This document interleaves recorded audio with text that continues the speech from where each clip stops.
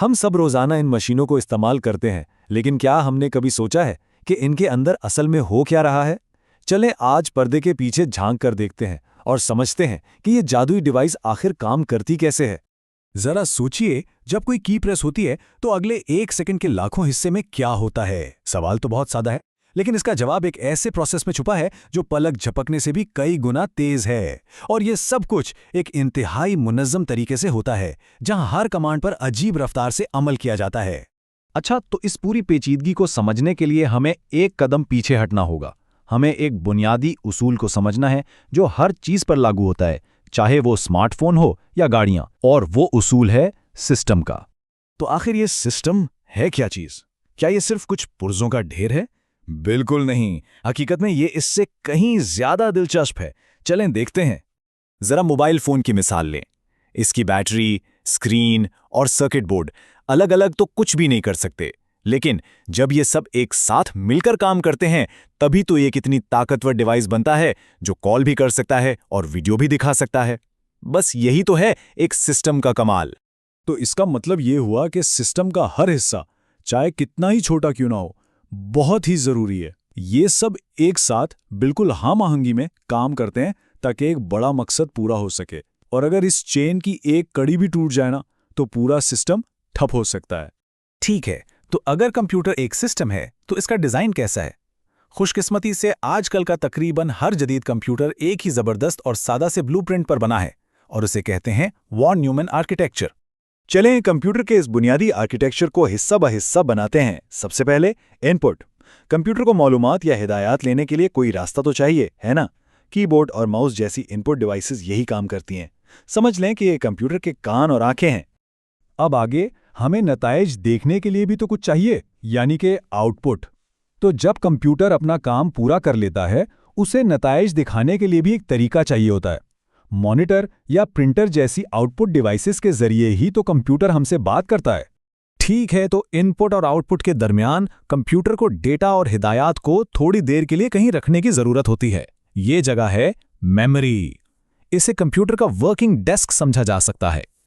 और हाँ, सबसे जरूरी चीज, वो हिस्सा जो सारा सोच विचार का काम करता है, सीपीयू। बिल्कुल, इस सिस्टम का दिल और दिमाग, सेंट्रल प्रोसेसिंग यूनिट यानी सीपीयू। असल जादू यहीं होता है, जहां सारी कैलकुलेशंस होती हैं और सारे फैसले किए जाते हैं। आखिर में इन सब हिस्सों को आपस में बातचीत करने के लिए रास्तों की जरूरत है। ये सारे हिस्से अकेले अकेले काम नहीं कर सकते। इन्हें आपस में जुड़ने के लिए एक नेटवर्क चाहिए होता है, जिसे कहते हैं सिस्टम बस। ये कंप्यूटर के अंदर मालूमात की सुपर हाईवे है।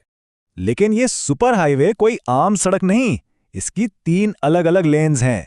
एक लेन है डेटा बस, जिस पर असल डेटा यानी मालूमात सफर करती है। फिर है एड्रेस बस, जो ये बताती है कि डेटा कहां से आ रहा है और कहां जा रहा है, बिल्कुल एड्रेस की तरह।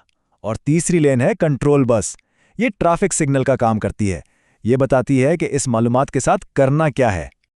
अच्छा, तो अब जब हमने पूरा ब्लूप्रिंट देख लिया है, तो चलें अब इसके दिमाग यानी सीपीयू पर थोड़ा जूम इन करते हैं और देखते हैं कि ये अंदर से कैसे काम करता है।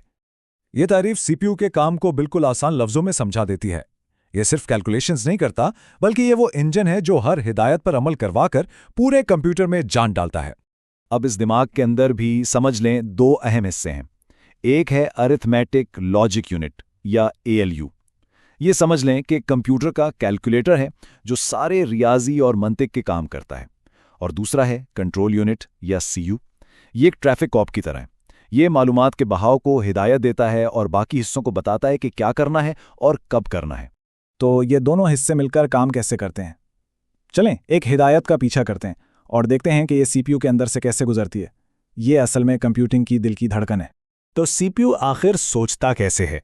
ये एक बहुत ही सादा और मुसलसल दोहराए जाने वाले 4 कदमी लूप का इस्तेमाल करता है। और ये बात हैरानकुन है कि इतने मुश्किल काम, वीडियो गेम से लेकर साइंसी तहकीक तक, बस इसी एक सादा से चक्कर पे चलते हैं।